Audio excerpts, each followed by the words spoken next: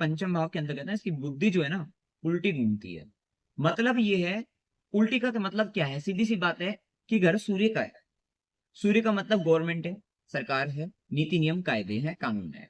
ठीक है। और वहीं राहु का प्रभाव, राहु क्या है? राहु के प्रभाव में ये रहता है कि राहु राहु के प्रभाव में जस्ट ग्रहण लगाता है उसको, सरकार को, मतलब जो चीजें सरकार से विपरीत हो जाती हैं, सरकार के बस की बात जो नहीं होती, जो चीजें एक लीगल तरीके से नहीं होती, जो चीज लीगल तरीके से नहीं होती, जो काम लीगल तरीके से नहीं होती, वो काम राहु करके दिखाता है। किस तरीके से? अपने तरीके से। तो फिफ्थ हाउस राहु वाला व्यक्ति वो व्यक्ति है जो हो सकता है बहुत लोगों की मदद भी करे, बहुत लोगों को लाभ पहुंचाए, लेकिन उसका जो तरीका है ना वो उल्टी बुद्धि से करता है।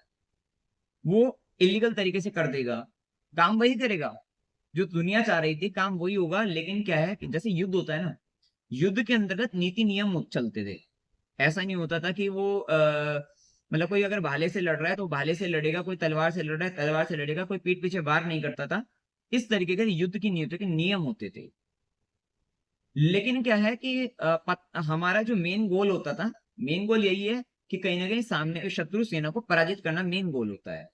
तो राहु प्रभावित या राहु पंचम वाला व्यक्ति क्या करेगा? वो नीति नियम कायदे को भूलेगा, लीगैलिटी को भूलकर इलीगल तरीके से क्या है कि नीति नियम कायदों कानूनों के विरुद्ध जाकर वो क्या करेगा? हो सकता है पीठ पीछे वार कर दे। ठीक है। या मान लीजिए कोई व्यक्ति भाले से लड़ रहा है, उसका तलवार से सरकलम कर दे।